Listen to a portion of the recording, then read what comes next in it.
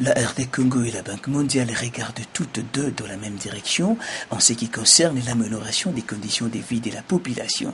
C'est ce qui d'ailleurs justifie la tenue de cette vidéoconférence entre le Premier ministre congolais Matata Ponyo Mapan et le management de cette institution de Bretton Woods, représenté à partir de Washington par le vice-président de la Banque mondiale en charge de la région Afrique, Mactar Diop. Les questions liées au financement du secteur de l'énergie et à celui des transports ont largement été abordées entre les deux personnalités.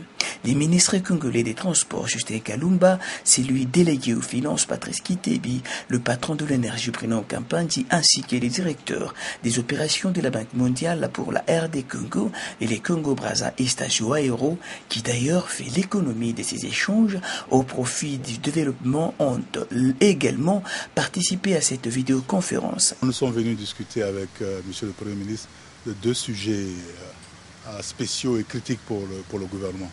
Un, c'est la réhabilitation de deux turbines à Inga, qu'on appelle la G11 et la G15, qui devaient permettre d'augmenter la capacité de production d'électricité. Ce sont deux turbines qui devraient coûter aux environs de 80 millions de dollars, sur lesquelles nous avons donné notre accord pour le financement de ces turbines. Nous avons également discuté des questions liées à la SNCC pour le chemin de fer. Nous avons donné également notre accord pour le financement de 10 locomotives qui sont déjà sur le réseau.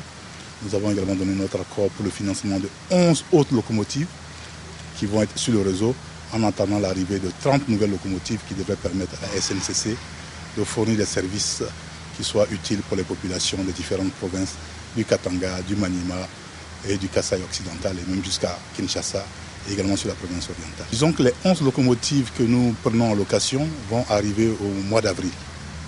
Et les 10 locomotives sont déjà sur les réseaux et permettent d'offrir des services. Et ces 10 locomotives font partie des 25 locomotives actuelles qu'utilise la SNCC pour transporter les marchandises.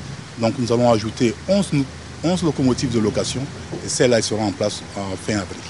Je pense que le gouvernement fait preuve d'un volontarisme. Nous savons que les conditions sont difficiles. Le pays vient de loin. La croissance est là, mais cette croissance n'a pas encore donné l'ensemble des résultats que la population attend.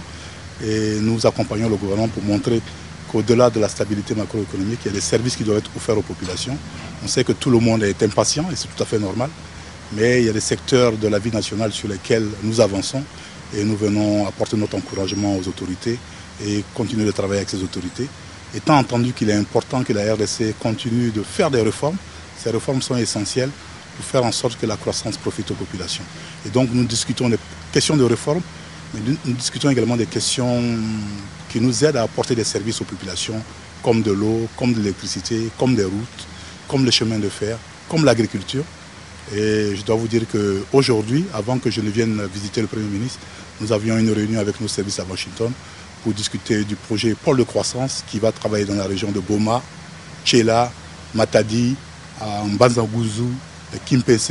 Et donc ce sont des programmes concrets qui vont permettre d'aider les populations, de faire en sorte que les choses changent. Ça va prendre du temps et partout où on pourra faire des progrès, il faut les mettre à la disposition des populations, il faut les faire connaître. Et disons qu'on discute, il y a des sujets sur lesquels nous avons des points de vue différents.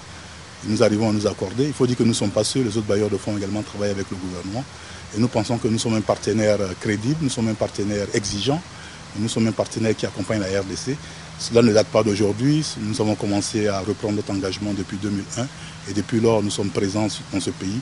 Nous pensons que c'est un pays qui a les potentialités que nous savons et nous devons l'accompagner. Et nous faisons preuve d'un certain optimisme, ce n'est pas un optimisme béat, c'est un optimisme qui tient compte d'une situation qui est particulière. Nous avons un pays où la population est très jeune, on ne peut qu'avoir de l'espoir pour ce pays.